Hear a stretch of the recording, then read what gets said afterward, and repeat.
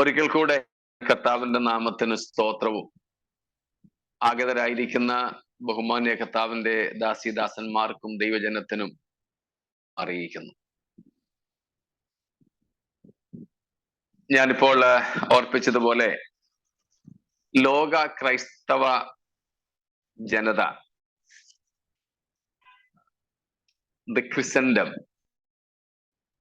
ഇന്ന് യേശുക്രിസ്തുവിന്റെ കഷ്ടഭവങ്ങളെ ഓർക്കുകയോ ആഘോഷിക്കുകയോ ഒക്കെ ചെയ്ത ഒരു ദിവസമാണ്, ചെയ്യുന്ന ദിവസമാണ് എന്നൊക്കെ നമുക്ക് അറിയാമല്ലോ.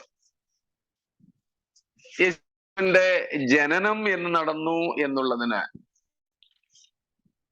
തീയതിയൊന്നും നമുക്ക് തന്നിട്ടുണ്ട്. പക്ഷെ ബൈബിളിൽ ഏത് രാജാവിന്റെ കാലത്താണ് യേശു ജനിച്ചതെന്ന് രേഖയുണ്ട്. ആ ഏത് രാജാവിന്റെ കാലം എന്നുള്ളതിന്റെ അടിസ്ഥാനത്തിൽ മുമ്പാണ് ഏതായാലും യേശു ജനിച്ചതെന്ന് മനസ്സിലാക്കാം. അത് വെച്ചുകൊണ്ടാണ് യേശുവൻ BC 4 അല്ലെങ്കിൽ 4 മുൻപാണ് നടന്നത്. 0-ലും AD 1-ലും ഒന്നുമല്ല. BC 4 ഒരിക്കലും അല്ല. കാരണം BC യേശുക്രിസ്തുവിന്റെ ജനന സമയത്തെ രാജാവ്, അദ്ദേഹം 2 വയസ്സോളം അല്ലെ 2 വയസ്സിൽ താഴെ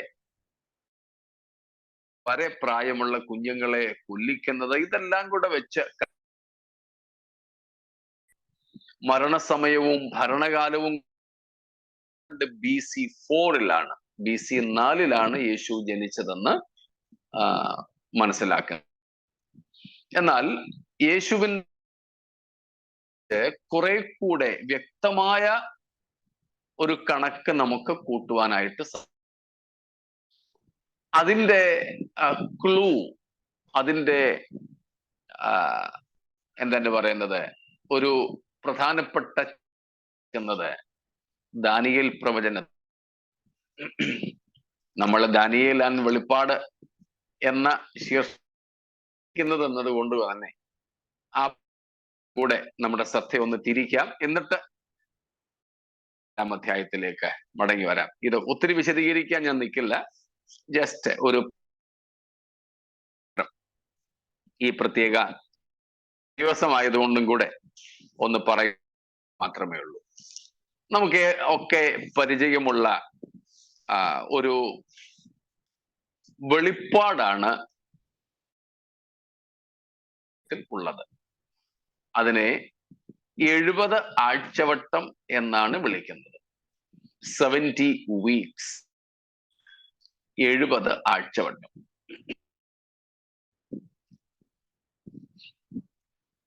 ഒരാഴ്ച അറിയാം 7 ദിവസമാണ്. എന്നാൽ ഇവിടെ പറയുന്ന 70 ആഴ്ചവട്ടം ഒരാഴ്ച അല്ലെങ്കിൽ ഒരാഴ്ചവട്ടം 7 ദിവസങ്ങളല്ല, 7. അത് വേദപുസ്തകത്തിന്റെ കണക്കാണ്. വേദപുസ്തകം അറിയുന്നവർക്കേ ഇത് മനസ്സിലാക്കാൻ പറ്റും. ബൈബിളിൽ പ്രധാനമായും 3 കണക്കുകളുണ്ട്. ജാതികൾക്കുള്ള സാധാരണപ്പെട്ട ഒരു കണക്ക്, യൂതനുമായി ബന്ധപ്പെട്ട പ്രാവചനികമായ ഒരു കണക്ക്, ദൈവവുമായി ബന്ധപ്പെട്ട ഒരു കാലക്കണക്ക്. ഇങ്ങനെ 3 കണക്കുകളാണ് വേദപുസ്തകം മനസ്സിലാക്കാൻ പറ്റുക. സ്തോത്രം. മനസ്സിലായോ? ഓരോ തെളിവുകൾ, അതായത് ഒരു സാധാരണ ഒരു ജെൻറ്റൈൽ, ഒരു ജാതീയനെ സംബന്ധിച്ചോ ഒരു ദിവസം എന്ന് പറഞ്ഞാൽ 24 മണിക്കൂറുള്ള ഒരു ദിവസം. എന്നാൽ യഹൂദനെ സംബന്ധിച്ച് യഹൂദന്റെ പ്രവചന ഭാഷയിൽ ഒരു ദിവസം എന്ന് പറയുന്നത് ഒരു വർഷത്തിന് തുല്യമാണ്. ദിവസം എന്ന് പറയുന്നത് ഒരു വർഷത്തിന് തുല്യമാണ്. ദൈവത്തിന് ഒരു ദിവസം എന്ന് പറയുന്നത്, ഞാൻ പറയാതെ നിങ്ങൾക്കറിയാം, 1000 വർഷം. 1000 വർഷം. അതിൽ ആർക്കും തർക്കമില്ല. നമ്മളെയൊക്കെ സംബന്ധിച്ച്, അല്ലെങ്കിൽ സാധാരണ തർക്കമില്ലെന്ന് എനിക്കറിയാം. പിന്നെ തർക്കമില്ലെങ്കിലും സംശയം ഒരുപക്ഷെ ഉണ്ടാവുന്നത് രണ്ടാമത് പറഞ്ഞതിനെ എന്ന് പറഞ്ഞാൽ, യഹൂദന് വേണ്ടി അതൊരു വർഷമായിട്ട് എങ്ങനെ കണക്കാക്കാം എന്നുള്ളത്. തെളിവുകൾ തിരുവെഴുത്തിലുണ്ട്. അതുകൊണ്ട് തന്നെയാണ് ഈ 70 നമ്മൾ പറയുന്ന, അല്ലെങ്കിൽ ദാനിയേൽ നമുക്ക് തന്ന ദാനിയേൽ 9-ാമത്തെ അധ്യായങ്ങൾക്കുള്ള 1-ാം വാക്യം മുതൽ തന്നെ ഉണ്ട്. എന്നാൽ സ്പെസിഫിക് ആയിട്ട് പറഞ്ഞാൽ, കൃത്യതയോടെ പറഞ്ഞ വാക്യങ്ങളിൽ നാം കാണുന്നത്, പ്രത്യേകാൽ കുറെ കൂടെ നമ്മൾ അടുത്ത് വരികയാണെങ്കിൽ 24-ാമത്തെ വാക്യം ഒന്ന് വായിച്ചോളൂ. Verse 24. Weeks are decreed about your people and your holy city, to finish, to put an end to sin and to atone for iniquity, to bring in everlasting righteousness, to seal both prophet and to anoint a most holy place. 70 are decreed or appointed. നിയമിച്ചിരിക്കുന്നു. For whom?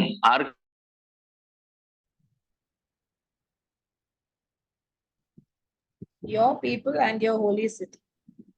For your people and for the holy city. Means people of Daniel. Means Israel. Holy city is Jerusalem. അപ്പോൾ യെരൂശലേമിനും വിശുദ്ധ നഗരമായ യെരൂശലേമിനും നിന്റെ ജനം ഇസ്രായേലിന്റെ ജനമായ ഇസ്രായേലിനും വേണ്ടിയാണ് ഈ 70 ആഴ്ചവട്ടങ്ങൾ നിയമിച്ചിരിക്കുന്നത്. ഈ 70 ആഴ്ചവട്ടങ്ങളുടെ ഉദ്ദേശം, purposes, 6 purposes are mentioned in the same verse. 24-ാം വാക്യത്തിൽ നമ്മൾ ഈ 70 വട്ടങ്ങളിൽ നടക്കേണ്ട 6 ഉദ്ദേശങ്ങളെ പറ്റി കാണുന്നുണ്ട്. ഇപ്പോൾ നമ്മൾ പോകുന്നില്ല.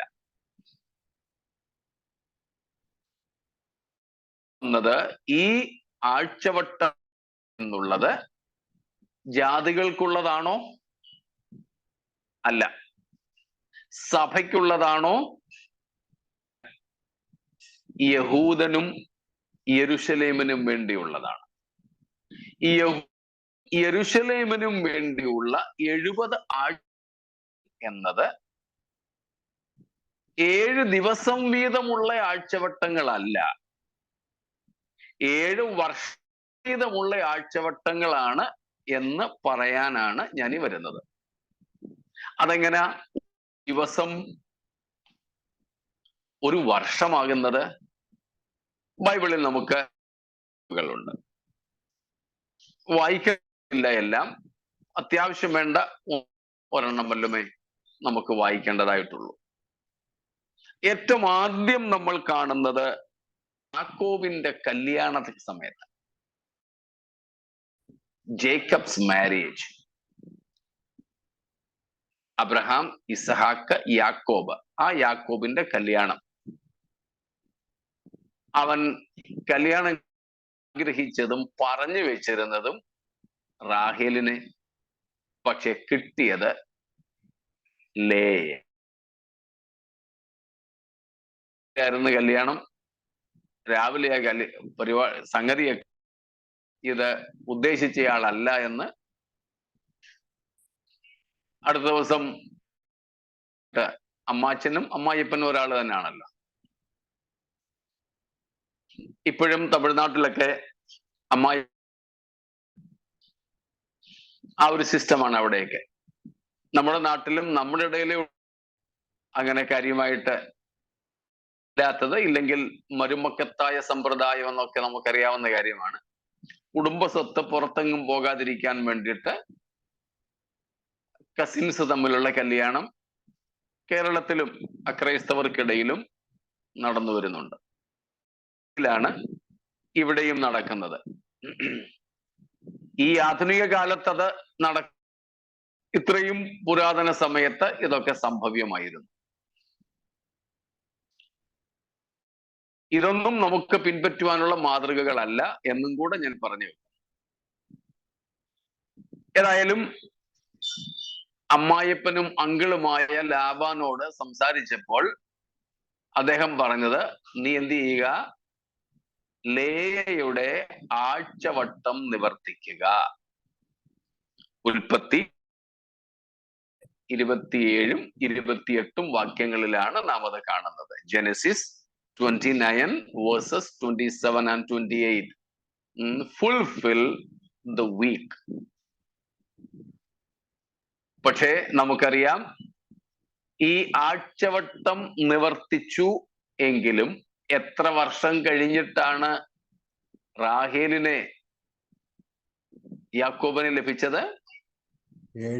7 വർഷം. അപ്പോൾ അവിടെ പറയുന്ന ആഴ്ചവട്ടം 7 ദിവസമായിരുന്നോ? അല്ല, പകരം 7 വർഷമായിരുന്നു.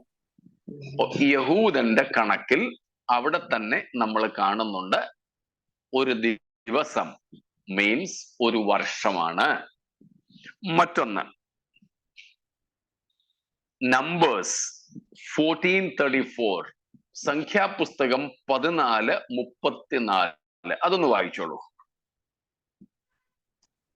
40 ദിവസത്തിന്റെ എണ്ണത്തിനൊത്തവണ്ണം ഒരു ദിവസത്തിന് 1 സംവത്സരം വീതം 40 സംവത്സരം നിങ്ങൾ നിങ്ങളുടെ അകൃത്യങ്ങൾ വഹിച്ചു എന്റെ അകൽച്ച അറിയും. അവിടെ എന്താ പറയുന്നത്? 1 സംവത്സരം വീതം. ഒരു ദിവസത്തിന് 1 വീതം. ഒരു വർഷം, ഒരു ദിവസം ഒരു വർഷമായി കണക്കിട്ടുകൊണ്ടാണ് 40 ദിവസം ഒറ്റുനോക്കാൻ പോയ ഇസ്രായേൽ മക്കൾ 40 വർഷം മരുഭൂമിയിൽ കറങ്ങാൻ വേണ്ടി അവർക്ക് ശിക്ഷ വിധിച്ചത്. ഇതേപോലെ തന്നെ പ്രവചനം 4-ാം അധ്യായം 4 വാക്യങ്ങളിലും കാണുന്നുണ്ട്. എസെക്കിയേൽ 4:4-6 ഓട് ദൈവം അല്ലെ ദേശത്തിന്റെ അകൃത്യം ചുമക്കുന്നതിനെ പറ്റി പറയുന്നു. അവിടെയും ദിവസത്തിന്റെ കണക്ക് ഒരു വർഷത്തിലാണ്. അപ്പോൾ ഇങ്ങനെയുള്ള കണക്കുകൾ കൊണ്ടാണ് പഠിതാക്കൾ ഈ കാര്യത്തെ ഇങ്ങനെ സമർത്ഥിക്കുന്നത്. 70 ആഴ്ചവട്ടം അർത്ഥം 70 7 ദിവസങ്ങൾ വീതമുള്ളതല്ല, 70 7 വർഷങ്ങൾ വീതമുള്ള 490 സംവത്സരങ്ങളാണ്. 7 7 490 വർഷം, 490 ദിവസങ്ങൾ. ഇനിയും നമ്മുടെ പ്രധാന ഈ 490 70 ആഴ്ചവട്ടങ്ങൾ യഹൂദന്റെ വീണ്ടെടുപ്പിന് വേണ്ടി ദൈവം നിയമിച്ചിരിക്കുന്നു. ദാനിയേൽ 9-ാം അധ്യായം ആദ്യ വാക്യങ്ങൾ എന്നത് പ്രവചനം ദാനിയേൽ വായിച്ചു കൊണ്ടിരിക്കുകയാണ്. ദാനിയേലും കൂട്ടരും ബാബിലോണിലെത്തിയിട്ട് ഏകദേശം 70 വർഷമാകുന്നു. 68-69 വർഷത്തോളമായിട്ടുണ്ട്. ദാനിയേൽ യിരെമ്യാ പ്രവചനം 9-ാം അധ്യായത്തിന്റെ 11-ാമത്തെ വാക്യവും 15-ാം അധ്യായത്തിന്റെ 14-ാം വാക്യവും 17-ന്റെ 4, 21-ന്റെ 10, 22-ന്റെ 6 തൊട്ട് 9 വരെ, 27-ന്റെ 7, ഒന്നുകൂടെ ഞാൻ പറയാം, ജെറമായ 9:11, 15:14, 17, 21 verse 10, 22 verses 6 to 9 and 27 verse 7. ഈ വാക്യങ്ങളൊക്കെ യിരെമ്യാ പ്രവചനത്തിൽ നിന്ന് അതുകൂടാതെ 25 verses 11 and 12, 25-ന്റെ 11, 12, 29-ന്റെ 14 വരെയുള്ള വാക്യങ്ങൾ, ഇതൊക്കെ വായിച്ചപ്പോൾ ദാനിയേലിന് ഒരു കാര്യം മനസ്സിലായി. ബാബിലോണിയൻ എക്സൈൽ, ബാബിലോണിയ പ്രവാസം 70 വർഷത്തേക്കാണ്. 70 വർഷം ബാബിലോണിൽ യഹൂദന്മാർ അടിമകളായി കഴിഞ്ഞതിന് ശേഷം അവരെ അവിടെ നിന്നും വിടുവിച്ച് യെരുശലേമിലേക്ക് മടക്കിക്കൊണ്ടുപോകും എന്ന യിരെമ്യാവിന്റെ പ്രവചനം. യിരെമ്യാവ് തന്നെയാണ് ഇസ്രായേലിനെ, യഹൂദിയെ ബാബിലോണിലേക്ക് കൊണ്ടുപോകും എന്ന് പ്രവചിച്ചത്. യിരെമ്യാവ് പ്രവചിച്ച പ്രവാചകൻ ജീവിച്ചിരിക്കെ തന്നെ തന്റെ പ്രവചനം നിറവേറി കണ്ടു യിരെമ്യാവ്. അപ്പോൾ യിരെമ്യാവ് പ്രവചിച്ചതുപോലെ തന്നെ യഹൂദയുടെ അടിമത്വം സംഭവിച്ചു എങ്കിൽ യിരെമ്യാവ് പ്രവചിച്ചതുപോലെ യഹൂദയുടെ തിരിയപ്പോക്കും സംഭവിക്കും എന്ന് ദാനിയേൽ മനസ്സിലാക്കി. 70 വർഷം തികയാറായിരിക്കുന്ന സമയം ദാനിയേലിന് ഭയങ്കര സന്തോഷത്തോടെ ദാനിയേൽ ദൈവത്തോട് പ്രാർത്ഥിച്ചു, ദൈവമേ, പ്രവാചകനിലൂടെ അരുളി ചെയ്തതുപോലെ തന്നെ നിന്റെ ജനത്തെ മടക്കിക്കൊണ്ട് പോകണമേ. ദാനിയേലിനെ ബാധിക്കുന്ന വിഷയമേ അല്ലത്. ദാനിയേല് ഈ സമയം 90 വയസ്സിനെങ്കിലും മുകളിൽ പ്രായമുള്ള മനുഷ്യനാണ്. അല്ലെങ്കിൽ പോട്ടെ, 90ഓളം വയസ്സ് അദ്ദേഹത്തിനുണ്ട്. അദ്ദേഹം ഷണ്ണനാക്കപ്പെട്ടതാണ്. കുടുംബമൊന്നും ഇപ്പൊ ഇല്ല. ഷണ്ണനായിട്ടാണ് അദ്ദേഹം രാജഗൃഹത്തിൽ, കൊട്ടാരത്തിൽ സേവനം ചെയ്തത്. അതുകൊണ്ട് യഹൂദയുടെ വിടുതലും ഒന്നും ദാനിയേലിനെ സാരമായി ബാധിക്കില്ല. താൻ കൊട്ടാരത്തിലെ ഒരു ഉന്നത ഉദ്യോഗസ്ഥനാണ്. മരണം വരെ തനിക്ക് അവിടെ കഴിയാം. പക്ഷേ യെരുശലേമിനോടും ദേവാലയത്തോടും തൻ്റെ ജനത്തോടുമുള്ള തൻ്റെ സ്നേഹം നിമിത്തമാണ് ഇതൊക്കെ താൻ പ്രാർത്ഥിച്ചത്. അങ്ങനെ താൻ ദൈവത്തോട് പ്രാർത്ഥിച്ചപ്പോൾ 70 സംവത്സരത്തെ പ്രവാസം കഴിഞ്ഞുള്ള ഇസ്രായേലിന്റെ, യഹൂദയുടെ റെസ്റ്റോറേഷൻ, യഥാസ്ഥാപനം എന്ന വിഷയത്തിനായി പ്രാർത്ഥിച്ചപ്പോൾ ദൈവം അവന് ദൈവത്തിന്റെ ഇസ്രായേലിനു വേണ്ടിയുള്ള ഭാവി പരിപാടിയെ മൊത്തമായി വെളിപ്പെടുത്തി. ദൈവം പറഞ്ഞത്, മോനെ, അല്ല, മോനെ എന്ന് വിളിക്കുന്നതിനേക്കാൾ ദൈവത്തിന്റെ ഭാഷയിൽ അങ്ങ് വിളിക്കാം, എനിക്ക് ഏറ്റവും പ്രിയ പുരുഷനായ ദാനിയേലേ, എനിക്ക് യഹൂദയുടെയും യെരുശലേമിന്റെയും വീണ്ടെടുപ്പിന് യഥാസ്ഥാനത്വത്തിനായി 70 വർഷത്തെ ഒരു പ്ലാൻ അല്ലുള്ളത്, 70 ആഴ്ചവട്ടത്തെ പ്ലാനാ ഉള്ളത്. 70 സംവത്സര പദ്ധതി അല്ല, 70 ആഴ്ചവട്ട പദ്ധതിയാണ് യഹൂദയുടെയും യെരുശലേമിന്റെയും ആത്യന്തിക വീണ്ടെടുപ്പിന് ായി എനിക്കുള്ളതെന്ന് ദൈവം ദാനിയേലിന് വെളിപ്പെടുത്തി. മനസ്സിലല്ലോ? സ്തോത്രം. ഞാൻ വേഗം അങ്ങ് തീർക്കാൻ വേണ്ടി അല്പം വേഗത്തിൽ പോവുകയായിരുന്നു. എല്ലാവരും കൂടെ ഉണ്ടേ?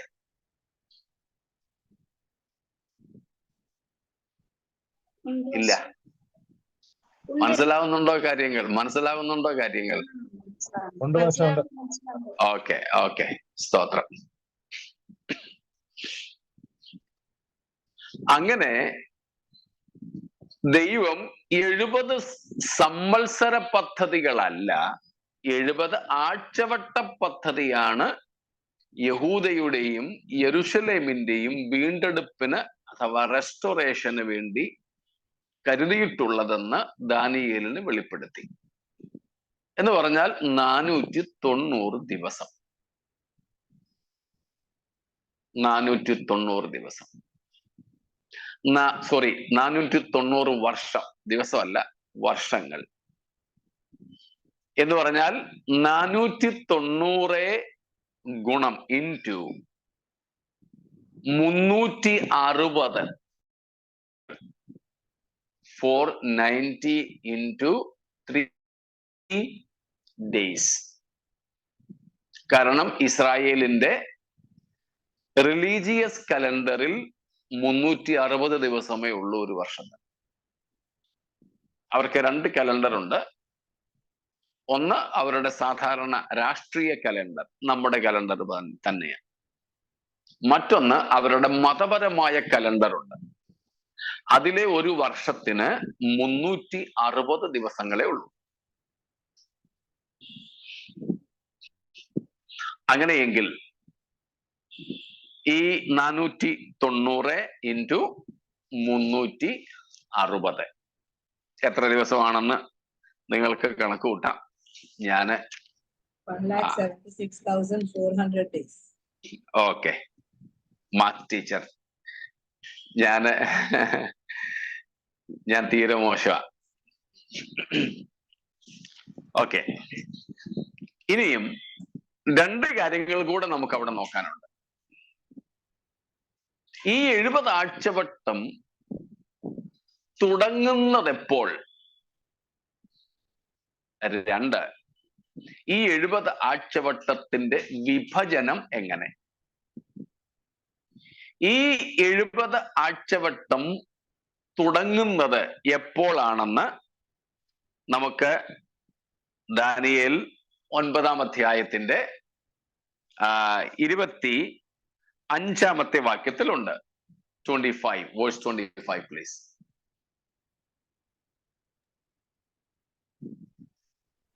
അതുകൊണ്ട് നീ അറിഞ്ഞു ഗ്രഹിച്ചു കൊള്ളേണ്ടത് എന്തെന്നാൽ യെരൂശലേമിനെ യഥാസ്ഥാനപ്പെടുത്തി പണിവാൻ കൽപ്പന പുറപ്പെടുന്നത് മുതൽ അഭിഷിക്തനായ ഒരു പ്രഭു വരെ 7 ആഴ്ചവട്ടം 62 ആഴ്ചവട്ടം കൊണ്ട് അതിനെ ഭീതിയും കിടങ്ങുമായി കഷ്ടകാലങ്ങൾ തന്നെ വീണ്ടും പണിയും. 26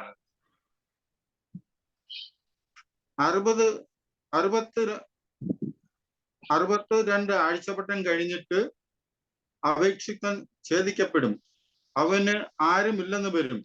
പിന്നെ വരുവാനിരിക്കുന്ന പ്രഭുവിന്റെ മതി. 62 ഞാൻ പറഞ്ഞ 2 കാര്യങ്ങളും അവിടെയുണ്ട്. ഈ 70 ആഴ്ചവട്ടം എന്നു മുതലാണ് ആരംഭിക്കുക? ഈ 70 ആഴ്ചവട്ടത്തിന്റെ വിഭജനം എങ്ങനെ? 70 ആഴ്ചവട്ടത്തിന്റെ വിഭജനം 2 ആയിട്ടാണ്. ഒന്നാമത്തെ വിഭജനം 7ഉം 62ഉം ആഴ്ചവട്ടങ്ങൾ. അത് വേദപുസ്തകത്തിന്റെ ഒരു കണക്കാണ്,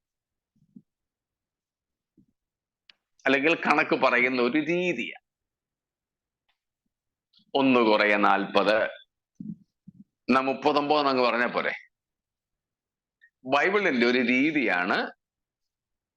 യഹൂദനോട് ശിക്ഷയുടെ കാര്യം പറഞ്ഞപ്പോൾ 1 കുറയ 40 അടിക്കുക എന്ന് പറഞ്ഞതുപോലെ ഇവിടെ ഒരു കണക്കാണ്. മലയാളത്തിൽ നമുക്കത് അത്ര വ്യക്തമല്ല.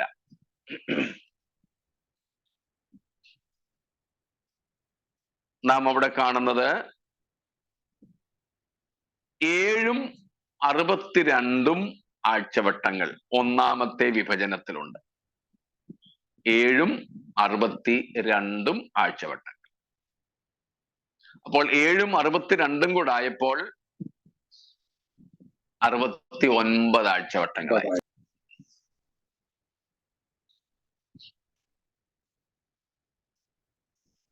ഇംഗ്ലീഷിൽ ഇങ്ങനെയാണ്. ഇംഗ്ലീഷ് ഒന്ന് വായിക്കാമോ? Verse 25, please. Know therefore and understand that from the going out of the word to restore and build Jerusalem to the coming of an anointed one, a prince, there shall be 7 weeks. And for 62 weeks it shall be built again with squares and moat, but in a troubled time. And after the 62 weeks, an anointed one shall be cut off and shall. Yeah, enough.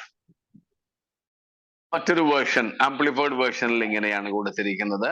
Know therefore and understand that from the going forth of the commandment to restore and to build Jerusalem, the coming of the anointed one, a prince, shall be 7 weeks and 62 weeks. 7 weeks and 62 weeks. Sister വായിച്ചത് ഏത് version അത്? ESV. Okay. ESV. 7 weeks and 62 weeks. First classification, first division. എപ്പോൾ മുതൽ എപ്പോൾ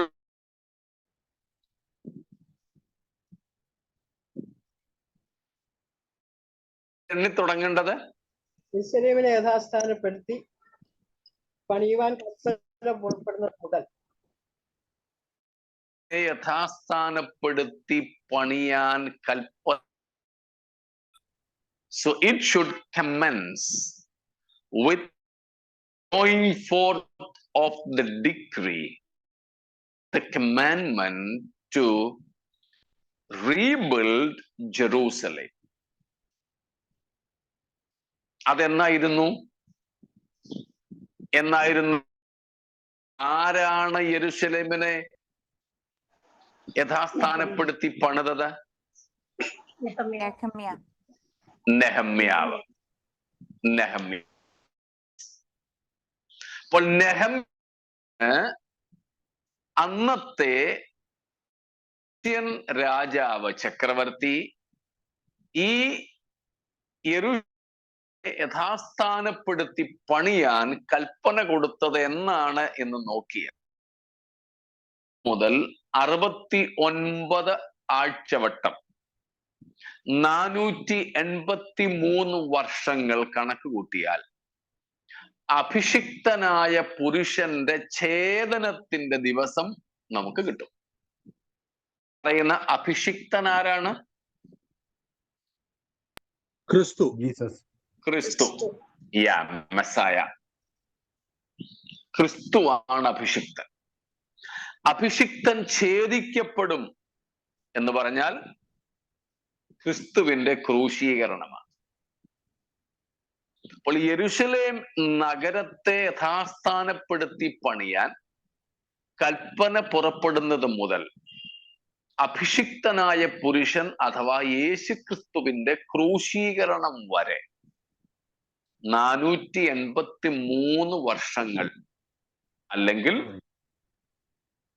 69 ആഴ്ചവട്ടം എന്ന് നാം ഇവിടെ കാണുന്നു. 7ഉം 62ഉം ആഴ്ചവട്ടം. 483 into 360 days. അതും കൂട്ടി വെച്ചോ.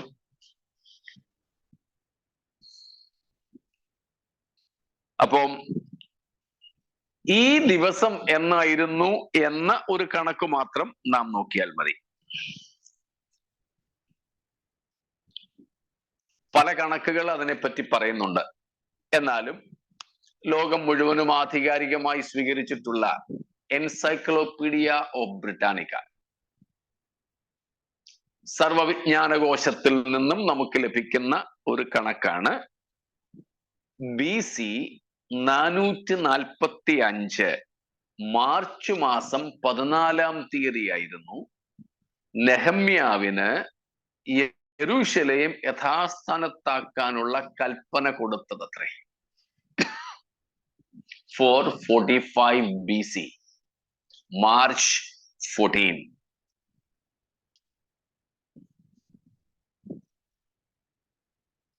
അന്നു മുതൽ ഈ 69 ആഴ്ചവട്ടം നാം കണക്കാക്കുന്നെങ്കിൽ നമുക്ക് ലഭിക്കുന്നത് ഏതാണ്ട് AD 31 April 4th ആണ്. April 4th AD 31.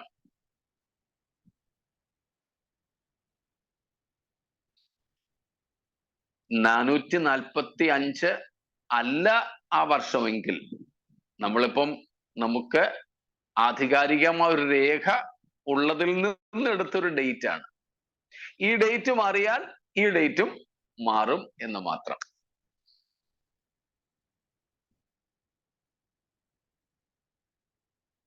എത്ര വർഷം വരുമെന്ന് കണക്ക് കൂട്ടിയെങ്കിൽ ചെറിയ സംശയം വന്നു കാണും അല്ലേ? 445 BC to AD 31 വരെ എത്ര വർഷങ്ങളായി?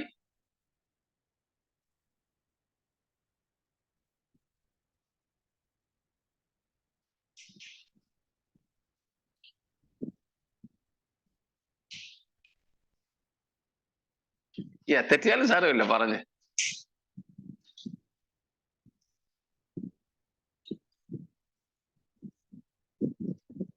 അങ്ങനെ 476. Yes. Yeah, മോനെ.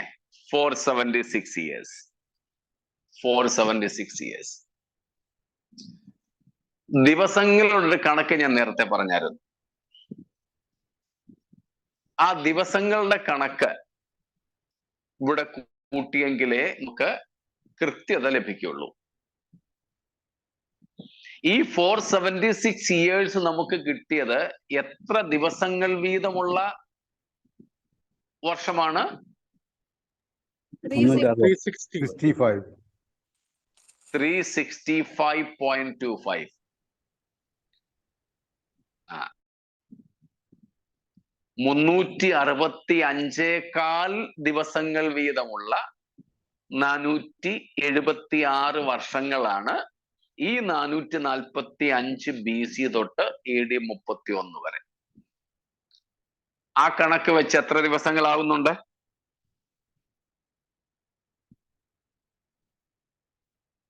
1,73,859. 59 days.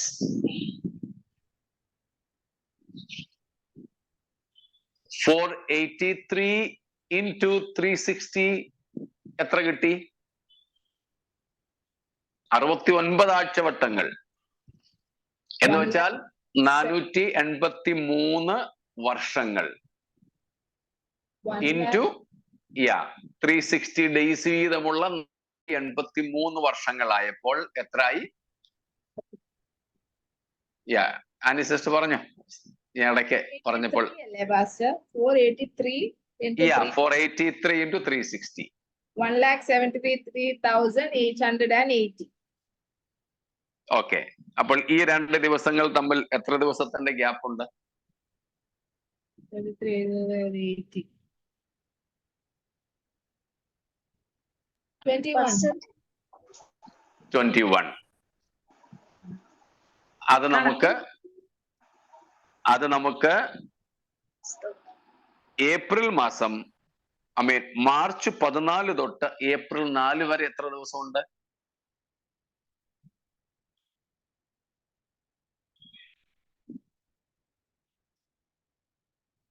അല്ലെങ്കിൽ മാർച്ച് 14 തൊട്ട് ഏപ്രിൽ 4 വരെ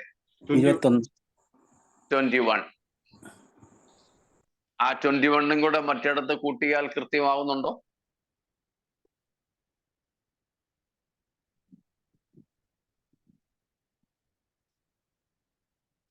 $483 into 360 days.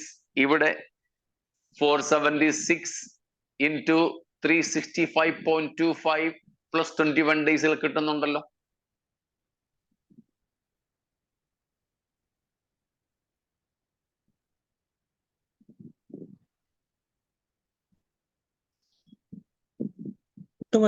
കിട്ടും. അപ്പോൾ ഈ ഒരു കണക്ക് എൻസൈക്ലോപീഡിയ ബ്രിട്ടാനിക്കയിൽ കാണപ്പെടുന്ന ഈ കണക്കനുസരിച്ച് യേശുക്രിസ്തുവിന്റെ ക്രൂശീകരണം നടന്നത് ഏപ്രിൽ മാസം ാണ്.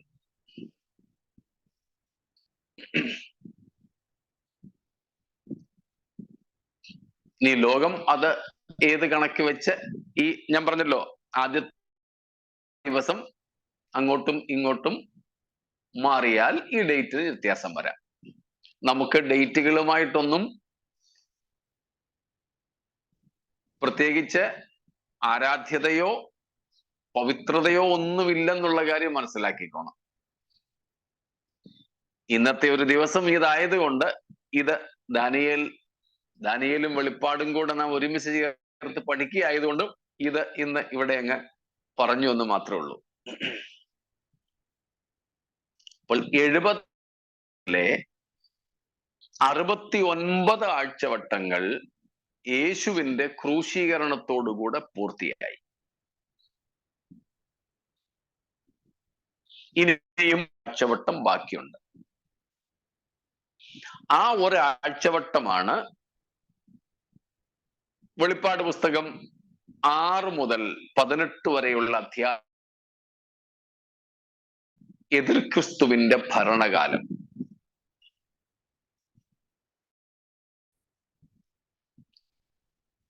അതേപ്പറ്റിയാണ് നാം 27 മുതൽക്ക് 26-ന്റെ പകുതി മുതലുണ്ട്. 26-ഉം 27-ഉം കൂടെ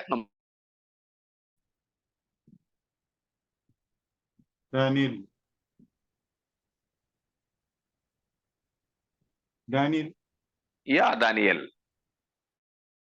2 weeks, an anointed one shall be cut off and shall have nothing. People of the prince who is to come shall destroy the city and the sanctuary. The prince, just a minute, sister. Is the Antichrist. What will he do? He will destroy the city, means Jerusalem. വരുവാനുള്ള പ്രഭു, ആ പ്രഭുവിന്റെ പടജ്ജനം നഗരത്തെയും വിശുദ്ധ മന്ദിരത്തെയും നശിപ്പിക്കും. ആ വരുവാനുള്ള പ്രഭുവാണ് എതിർ ക്രിസ്തു. അനി sister. Its end shall come with a flood, and there shall be war. Desolations are decreed. 27 also. And he shall make a strong covenant with many for one. നമ്മൾ ജസ്റ്റ് എ മിനിറ്റ്, നമ്മൾ പറയാറുണ്ടല്ലോ മഹാപീഡനകാലം അല്ലെങ്കിൽ എതിർ ക്രിസ്തു 7 വർഷമാണെന്ന്. അതിനാണ് ഇവിടെ പറയുന്നത്, he will make a covenant with many for 7 years, 7 വർഷത്തേക്ക്, ഒരാഴ്ചവട്ടത്തേക്ക് വരുവാനുള്ള പ്രഭു ക്രിസ്തു പലരുമായും എന്നുള്ളതിൽ അവിടുത്തെ പ്രധാന കക്ഷി അവരുമായി ഒരു ഉടമ്പടി ചെയ്യും. എന്നിട്ടോ what will happen to that treaty, that covenant? Yeah, please continue. And for half of put an end to the sacrifice and offering.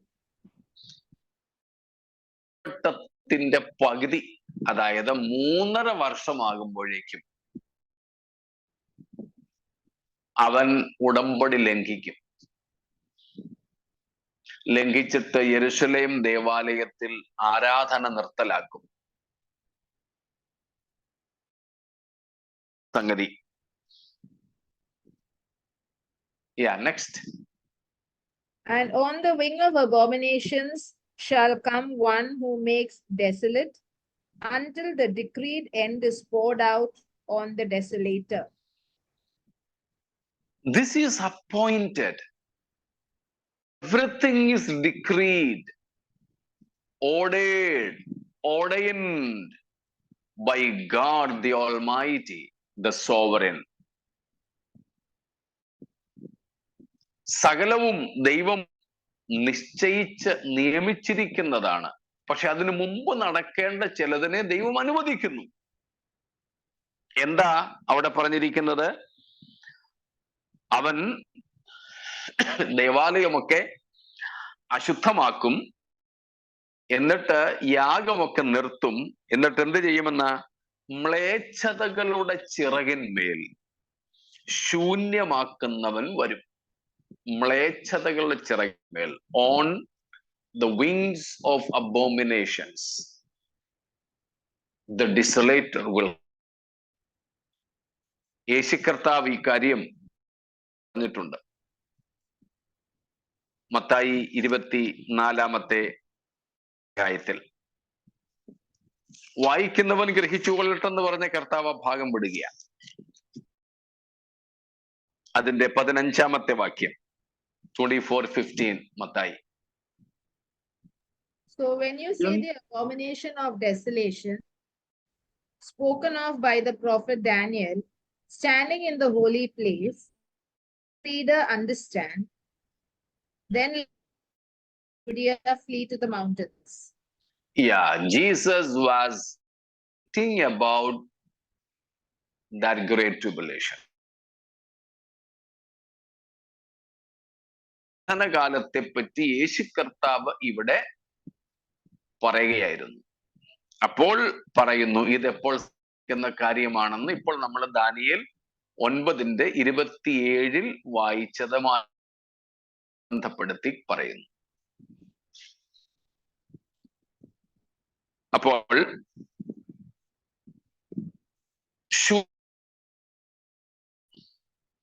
അത് ഇപ്പോൾ നമുക്ക് മനസ്സിലാക്കുന്നതിന് കുഴപ്പമില്ല. ആർട്ടിഫിഷ്യൽ ഇന്റലിജൻസ് വെച്ച് സംസാരിക്കുന്ന എതിർ ക്രിസ്തുവിന്റെ തന്നെ ഞാനാണ് ദൈവമെന്നും പറഞ്ഞ് ഇരുന്ന് ഒരു വിഗ്രഹത്തെ ഒന്നും വേണ്ട, ആർട്ടിഫിഷ്യൽ ആയി പ്രവർത്തിക്കുന്ന ഒരു കമ്പ്യൂട്ടർ അല്ലെങ്കിൽ ഒരു റോബോട്ട് മതി. ഒരു മനുഷ്യനെ പ്രതികരിക്കാനും കഴിയുന്ന അളവിൽ ഇതാണ് ഇനി മുതൽ ആരാധന സ്വീകരിക്കേണ്ടതെന്നും പറഞ്ഞ് ഇവൻ കൊണ്ടുവയ്ക്കും.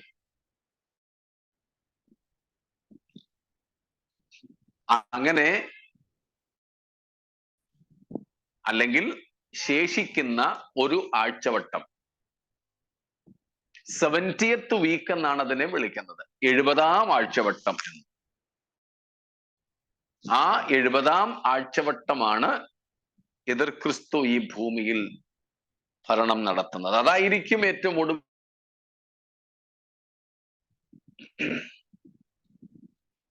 ഇത്രയും പറഞ്ഞു വന്നത് ക്രൂശീകരണത്തിന്റെ ഒരു രൂപത്തിൽ ഒന്ന് ഈ കണക്കുകളൊക്കെ വളരെ നാളുകളായി പഠിപ്പിച്ചു വരുന്നതാണ്. എന്നാൽ സാധാരണ നമ്മുടെ യോഗങ്ങളിലെ പ്രസംഗങ്ങളിലൊന്നും ഈ കണക്കൊന്നും അവതരിപ്പിക്കേണ്ടതില്ലാത്തത് കൊണ്ട് ആരും ചെറുപക്ഷെ സഭായോഗങ്ങളിൽ ഇതൊന്നും പറയാറില്ലാത്തത് കൊണ്ട് നമ്മിൽ പലർക്കും ആദ്യമായിട്ടുള്ളൊരു കേൾവിയായിരിക്കും. പിന്നെ ഇത്രയും കണക്കും കാര്യങ്ങളൊക്കെ ഉള്ളത് കൊണ്ട് എല്ലാവർക്കും മനസ്സിലായി കാണത്തില്ലായിരിക്കും. എങ്കിലും അതിനെക്കുറിച്ച് ഭാരപ്പെടേണ്ട, കണക്കിന്റെ കാര്യം വിട്ടേരെ. എന്നാൽ ഇത്രയും മനസ്സിലാക്കുക, വളരെ കൃത്യതയോടെ ദൈവത്തിന്റെ പരിശുദ്ധാത്മാവ് ഇരിക്കുന്ന കാര്യങ്ങളെ ദാനിയേൽ തുടങ്ങിയുള്ള തന്റെ ഭക്തന്മാർക്ക് കൊടുത്തു. ാണ് ക്രിസ്തുവിന്റെ മരണവും സംഭവിച്ചത്. അതോട് ചേർത്ത് ഒരു വാക്യവും കൂടെ വായിച്ച് നമുക്ക് ആ ഭാഗം വിടാം. പത്രോസ് അപ്പോസ്തലന്റെ വാക്കുകളാണ്. ആക്ട്സ് അപ്പോസ്തല പ്രവൃത്തികൾ 2:23.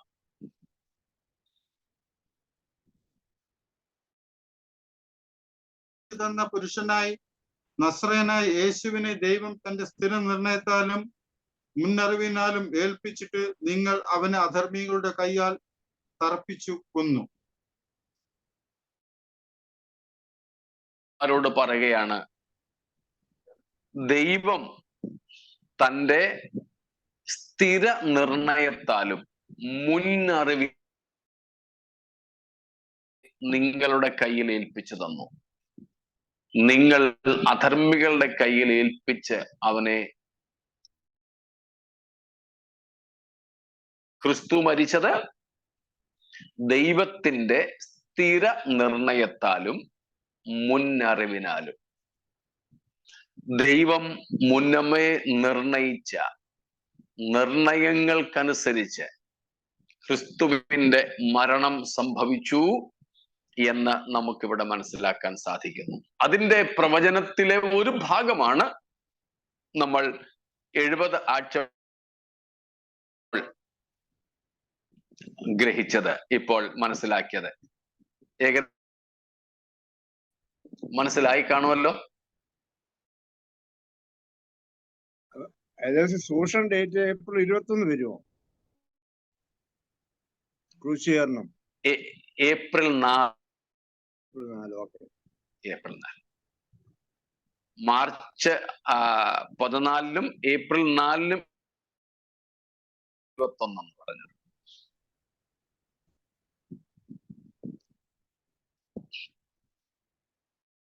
പക്ഷെ അങ്ങനെ ആകുമ്പോൾ അന്ത്യക്രിസ്തുവിന്റെ വാഴ്ച എപ്പോൾ സംഭവിക്കും നമുക്ക് കണക്ക് കൂടാൻ പോകും.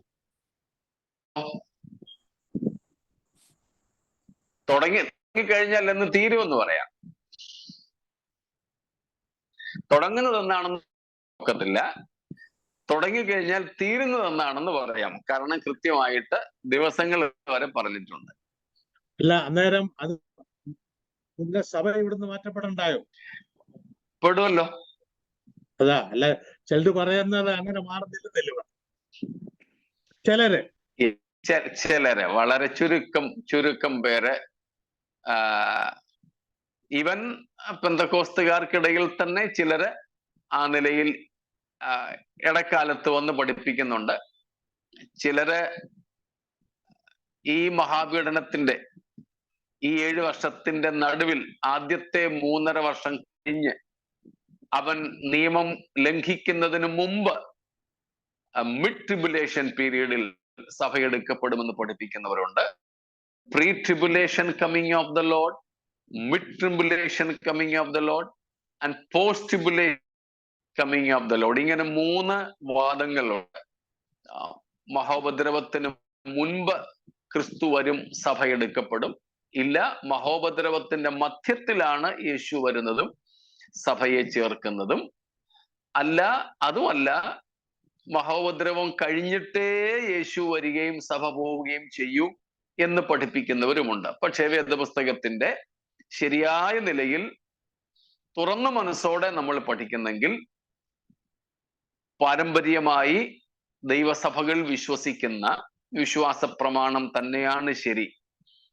നാം വിശ്വസിക്കുന്നത് എന്തെന്ന് എഴുതി വെച്ചിട്ടുള്ള വിശ്വാസ പ്രമാണത്തിലെ സെക്കൻഡ് ലാസ്റ്റ്, ചിലരുടേത് ലാസ്റ്റിലത്താണ്, ചിലരുടേത് സെക്കൻഡ് ലാസ്റ്റിൽ വിശ്വാസ പ്രമാണമാണ്. മഹാപീഡനകാലത്തിന് മുമ്പ് യേശു മധ്യാകാശ ക്രിസ്തുവിൽ മരിച്ച വിശുദ്ധന്മാർ ഉയർക്കുകയും ജീവനോടെ ശേഷിക്കുന്ന വിശുദ്ധന്മാർ ചെയ്യും എന്ന് ഞങ്ങൾ വിശ്വസിക്കുന്നു.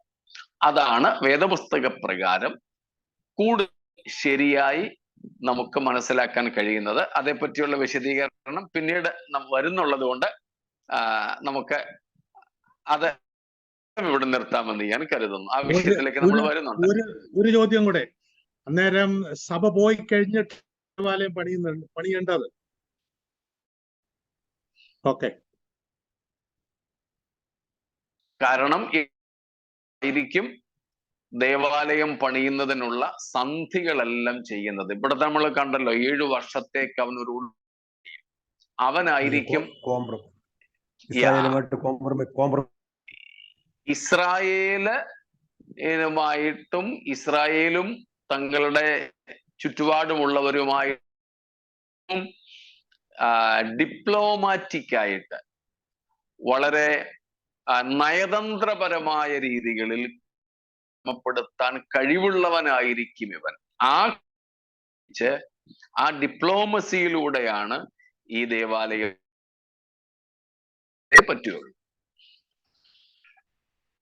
പക്ഷെ ഈ ദേവാലയം പണിയുവാനുള്ള സാധന സാമഗ്രികളൊക്കെ ഇപ്പോഴേ അവിടെ കളക്ട് അതെല്ലാം ഉണ്ട്. അത് ഓക്കെ, അതെ, കൃത്യമായിട്ട് ദിവസം പ്രായം കണക്കാക്കി തന്നെ അതെല്ലാം തയ്യാറാക്കിയവർ വെച്ചിരിക്കുക. ദേവാലയം സഹായിക്കാനുള്ള ആള് വരുന്നുണ്ട് കേട്ടോ. ദേവാലയം പണിയാൻ വരുന്നുണ്ട്. സൂക്ഷിച്ചോണം എല്ലാവരും.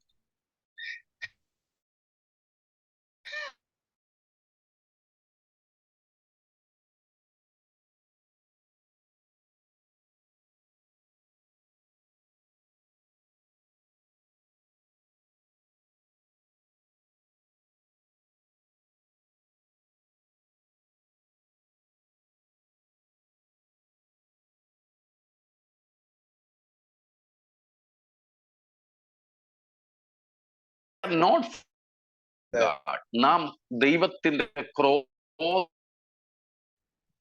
ഈ 7 വർഷങ്ങൾ എന്ന് പറയുന്നത് ദൈവത്തിന്റെ ക്രോധ ദിവസങ്ങളാണ്. നമ്മൾ ഓൾറെഡി കണ്ടു. നിന്റെ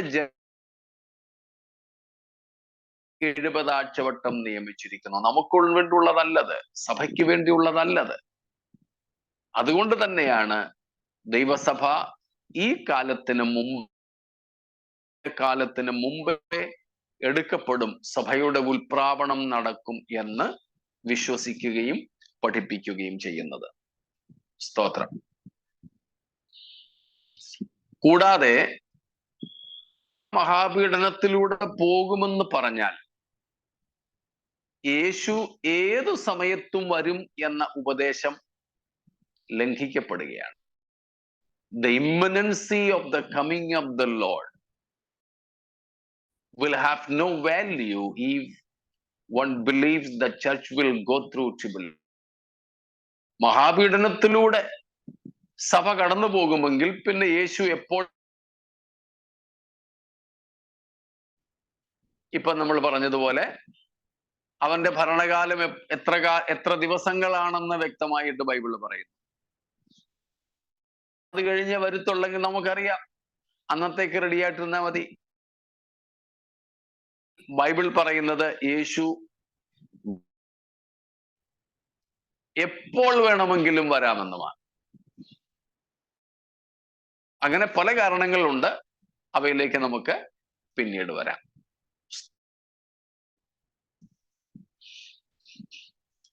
ഇത്രയും ഏകദേശം ഒരു ഐഡിയ ആയി കാണുമെന്ന് കരുതുന്നു. അങ്ങനെ വരുമ്പോ ട്രിബുലേഷൻ ഓവർകം ചെയ്യാൻ സഭയ്ക്ക് പറ്റുകയില്ലേ? പിന്നെ അത്രയും പേര് പോവുകയല്ലോ. ഇല്ല, അങ്ങനെ ഒരു വിഷയമേ വരുന്നില്ല. അതാ പറഞ്ഞ്, അന്നേരം തെറ്റാ. തീർച്ചയായും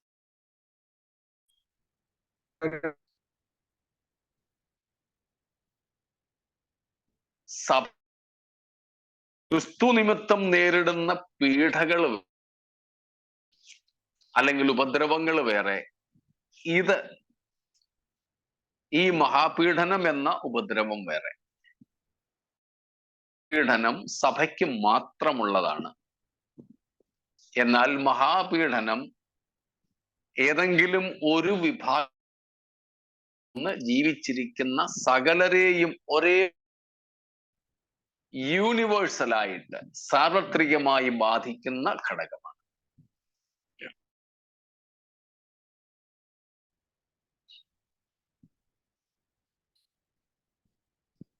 അപ്പോൾ ക്രിസ്തുവിന്റെ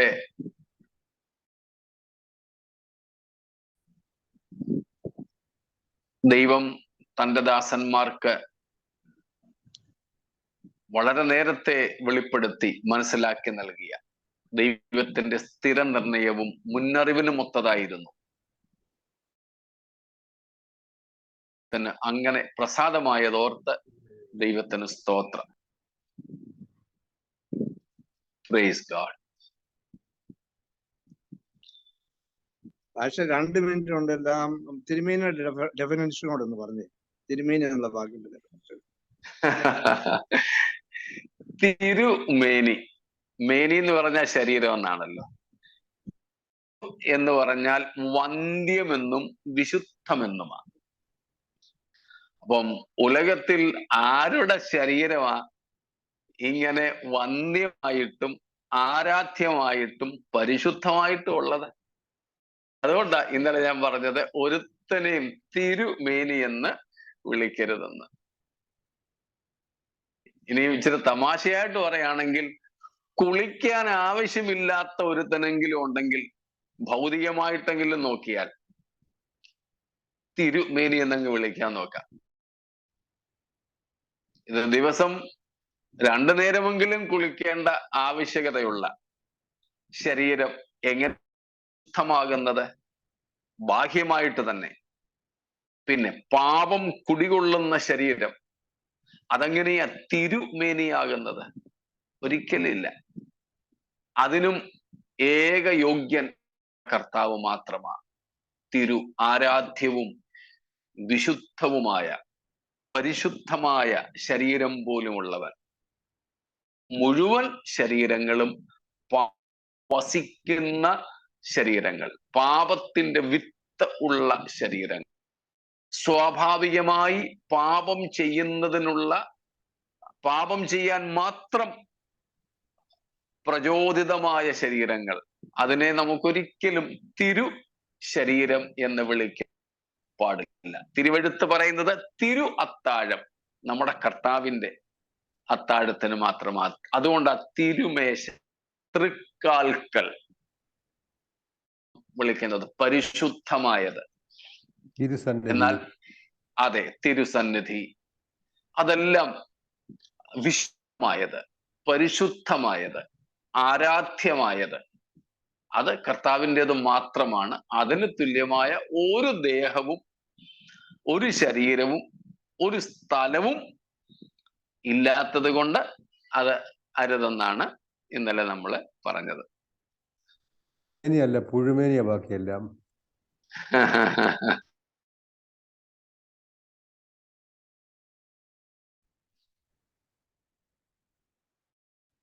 സ്തോത്രം.